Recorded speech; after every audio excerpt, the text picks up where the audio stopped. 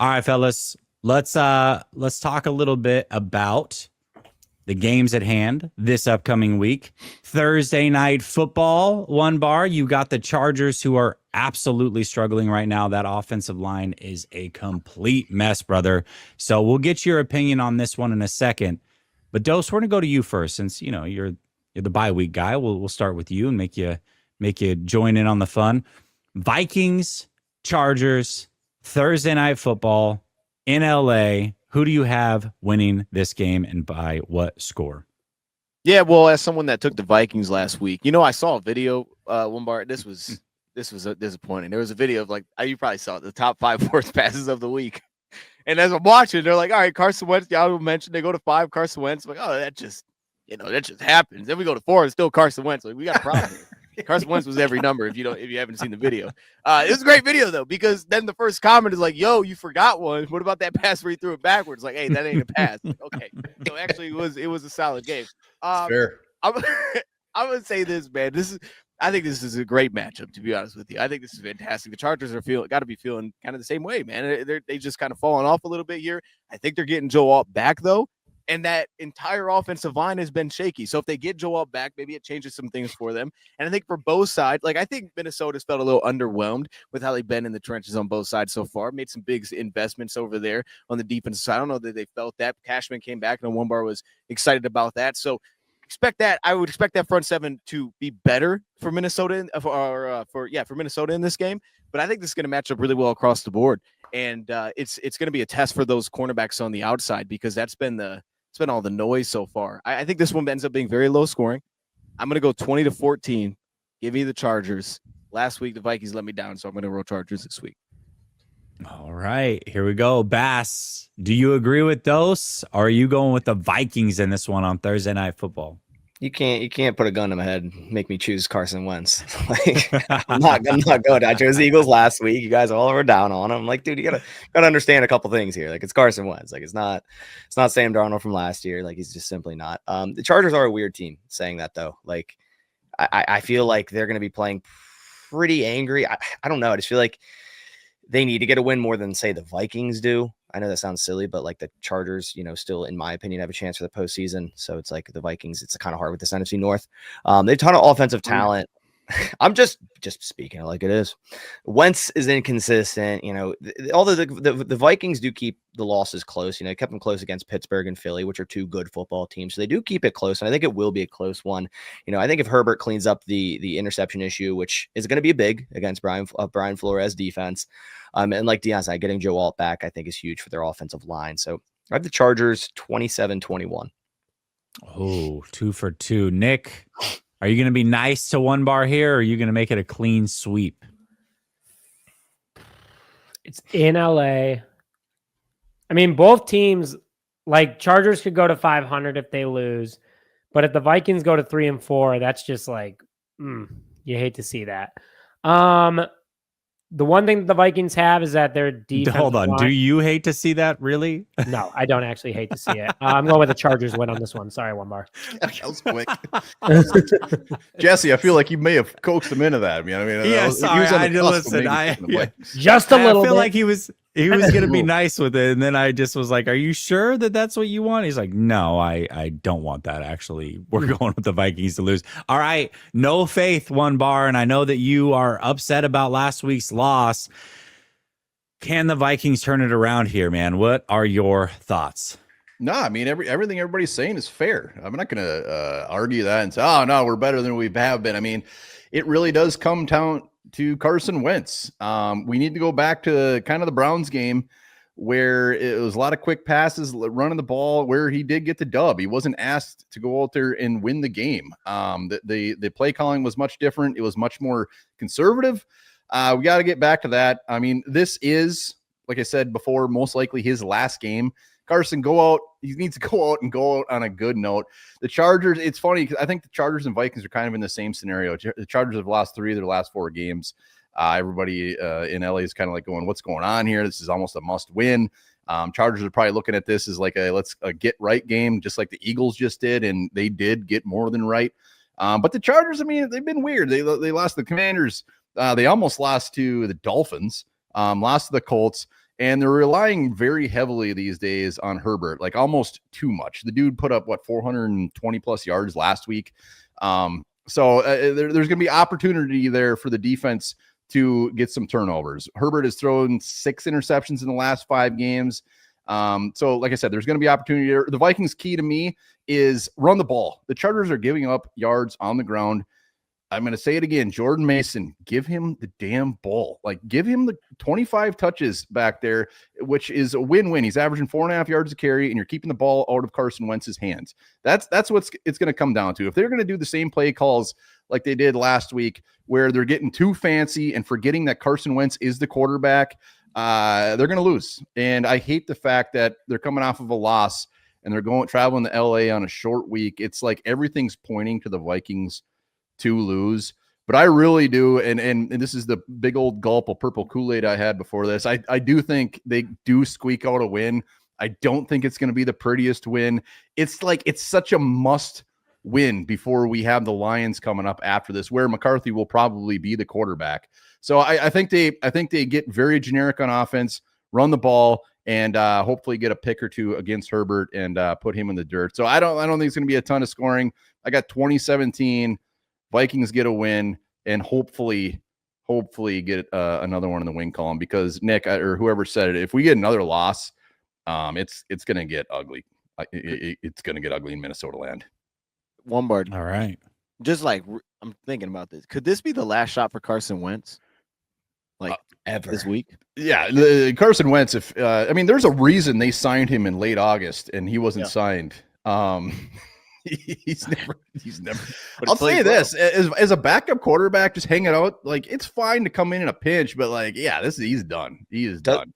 Are the Vikings like a lot? Obviously, this is, I feel like it's a straightforward answer, but like, what's your thought on like Danny Jones? Because you guys had him too. He wanted too much money, and I think they said it at like, what do you end up getting from the Colts? Was it like 17, whatever it was? They basically came out and say we were willing to give him, like, it was a decent amount of money for realistically going to be the backup quarterback. But yeah, it's a big talker in Minnesota land. Like, look what Darnold's doing. Look what Daniel Jones is doing. Darnold was never an option because they were never going to pay him that much money. And honestly, I'm root for that dude. Daniel Jones is one where it's like, that would have been interesting. Yeah, that 14 mil. 14 mil seems like a steal right now for the Colts. Yeah, no, it is what it is. All their chips are in on JJ McCarthy, and he just hasn't seen the field. That's the worst part.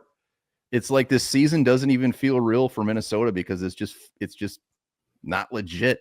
We don't have a guy out there, and he might not be the guy. It's just got to see him. You know what sucks about the JJ McCarthy thing, and I was just kind of thinking of this as you were talking through it. Even if he is super talented, this is now 2 seasons in, and he's just kind of becoming injury prone. It's like, you can be as talented as you want, but if you can't stay on the field, I mean, that's a major, major issue. So the talent and getting better and improving and playing football is one thing, but then there's the other half of it, which is, can you at least stay healthy? And right now he's not proving that is something that's a part of his game. Yeah, and I mean, I think that's a big reason why, like, if this was Carson Wentz or a veteran that's been in the league for 5-6 years, he's out there already. I mean, I know he's got the high ankle sprain. It's an injury that does take a while. Like, they're waiting until this dude is 101%. They're waiting. They've said it. He needs a full week of practice. They got baby gloves on with this guy. Maybe deep down they know, like, this isn't the season. Vikings are not going to be competing, especially, I mean, if McCarthy maybe had not gotten injured, they'd see. But yeah, he needs to get his ass on the field. But I do agree with what the Vikings are doing with where this season is at right now, 3-3. Just wait. Everyone's like, get him out there, get him against the Chargers. Like, they're not going to put him out there on a short week against the Chargers. You might as well wait and get that extra week and a half against the Lions. Yeah, and I assume that we'll see him the following week against Detroit. All right, let's talk about the Bears at the Ravens. Let's not forget that the Ravens against the NFC with Lamar Jackson are a completely different team, although the Detroit Lions kind of put an end to that earlier this year. Can the Bears do the same thing, traveling to play the Ravens? I assume Lamar Jackson's going to be back. This is not the same Ravens team that has been getting smacked all over the league. I believe they're getting Roquan Smith back and just starting to get healthy at the right time, ready for the Chicago Bears. So who do we have winning this one? Bass, I'm going to go to you first. Bears, Ravens, 1 p.m. time slot. Who do you have? I'll be pretty quick on this. Chicago's on fire. As much as I hate to say it, they look really good. They get the run game going. That was a huge thing for them last year, even early this year. You're like, hey, they have to get that going with Swift, and then their offense can really start to take off. And now Monangai coming off a good game as well. He might be starting for them. Even if so, I like him at running back. Now, the losses with Lamar for this Ravens team are against Buffalo, Detroit, and Kansas City. So that doesn't really move me too much for the Ravens being a 1-5 team. And then Cooper Rush for the rest. So I can't really sit here and be like the Ravens aren't a good team. I don't think anyone thinks that. Now, he's limited today. I would agree with you that I think he does come back. I think he has to come back, or else they're pretty much writing off the season. So, I believe the Ravens are a completely different team. Obviously, with Lamar, they get the run game flowing.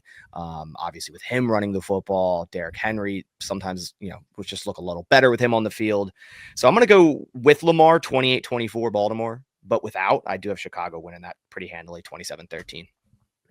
Yeah, definitely. I mean, Swift is not Lamar Jackson. Cooper Rush is not Lamar Jackson. So, there is that. Although they have Snoop Huntley back. So, maybe they can throw him out there. Dose, what are your thoughts on this one, man? Who do you have winning this game?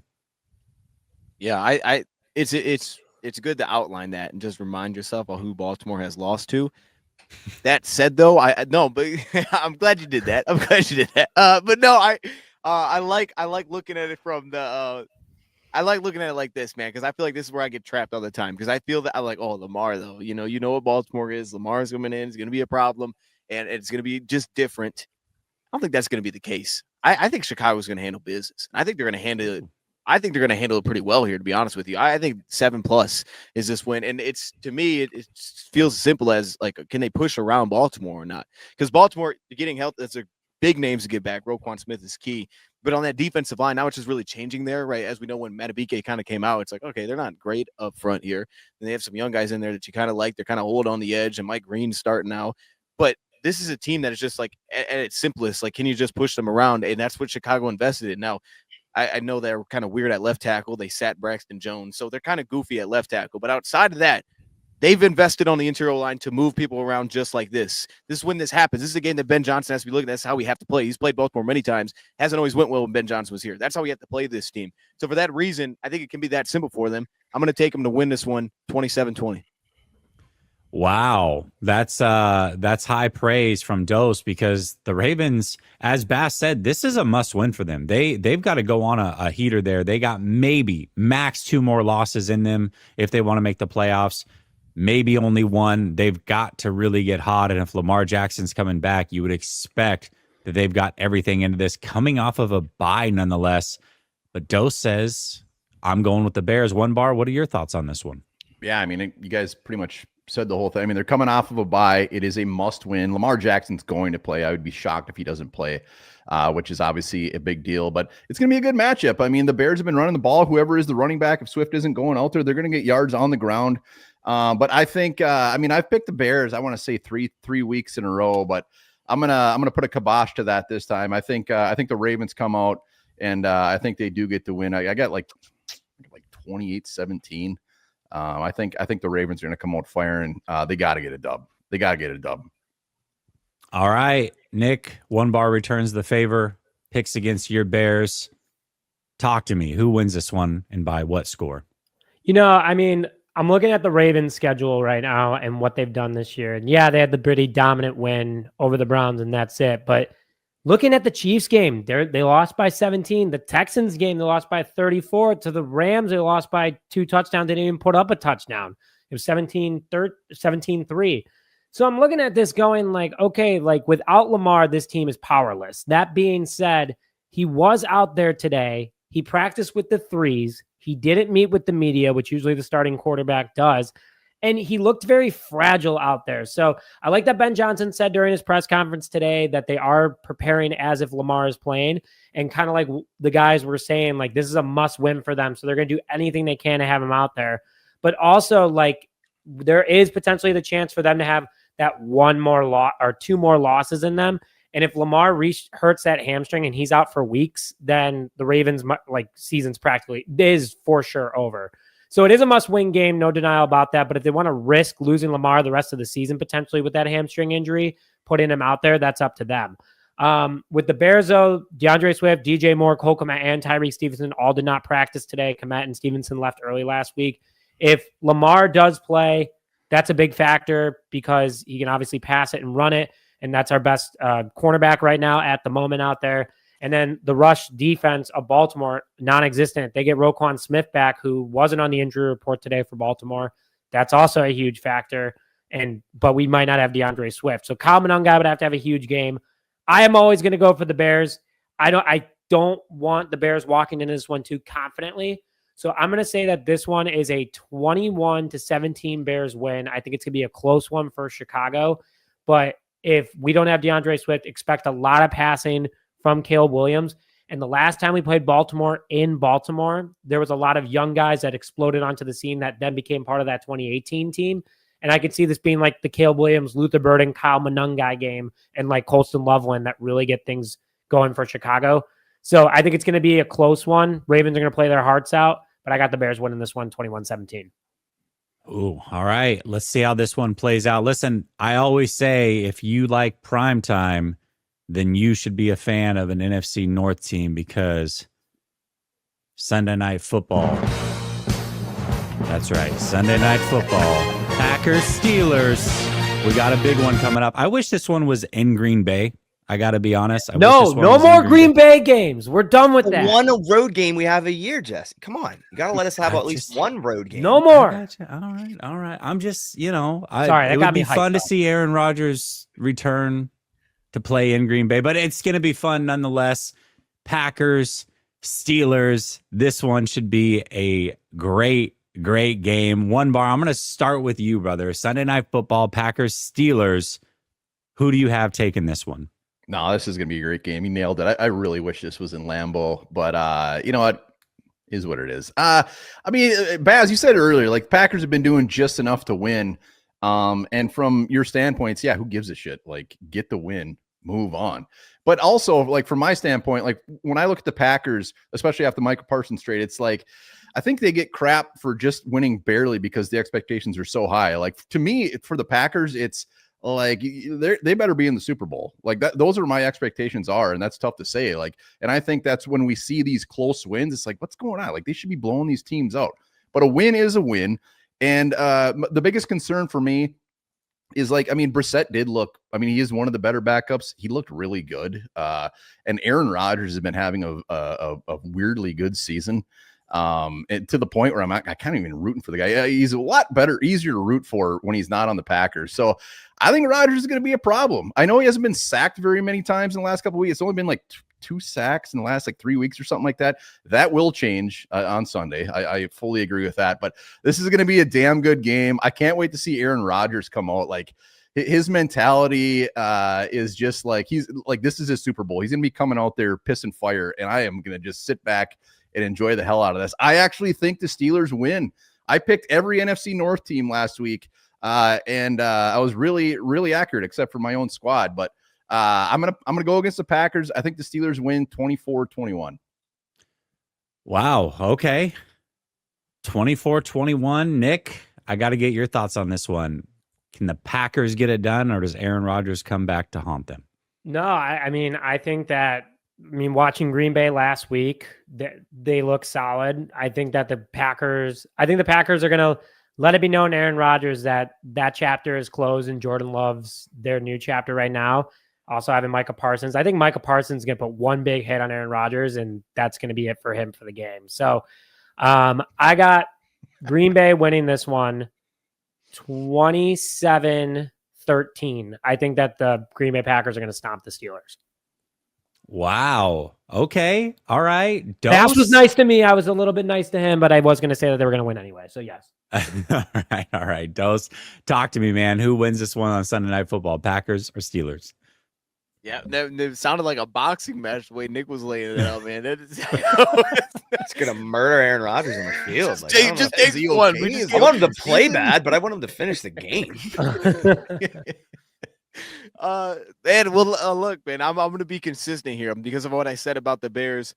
and how I think they're going to have to play Baltimore, I feel very similar here with this game. Like, and it's weird because it's the defensive backs for Pittsburgh, which does it for me. I don't trust one of those dudes to try to tackle anybody. And just knowing Green Bay, like if they're going to give the ball to their receivers and get the ball and just make somebody tackle, Josh Jacobs is going to run all over him. I agree with Nick there. I think that's kind of where he was trending there. And then their receivers, like Slay ain't tackling nobody. You know what I mean? I like Slay. Slay's not tackling. He might throw a shoulder and then he'll come out of the game. He's like, I tried one time. That wasn't it.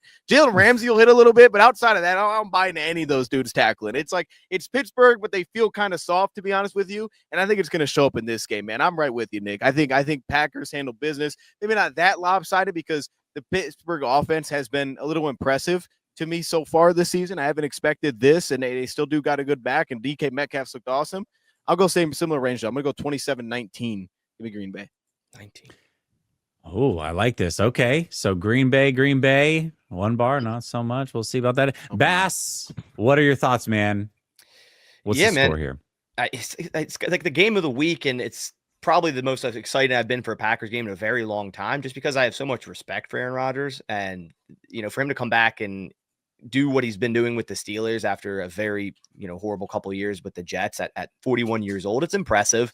Saying all that, I hope the Packers absolutely destroy him and he can't do much on offense, but he has been good this year for 41 years old. I mean, 14 touchdowns, 105 quarterback rating.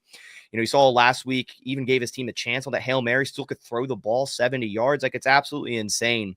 But the one thing, man, is the Steelers don't get anything going on the ground running the football, and the Packers have the number 2 run defense. I think it's going to quite literally be Aaron Rodgers, like he was in Green Bay, playing hero ball the entire game. And if he has to do that and play hero ball, I think, like you guys said, he will be put on the ground a couple times, and Micah Parsons will get home a couple times. I think also the Pittsburgh pass defense is horrible, in my opinion. I think they're the second worst in passing yards. And another thing that they do is they rank 8th in a stacked box, like 29% of the time, almost 30% of the time. And the Packers should be getting back Christian Watson. He said his plan is to play this Sunday. So with Watson and Golden, 2 very fast wide receivers, Steelers potentially stacking the box. I think they might get some 1-1 opportunities on the outside, and we know the Packers love that with Christian Watson. And I think Jordan Love is going to have success throwing the football. He's going to be able to air it out.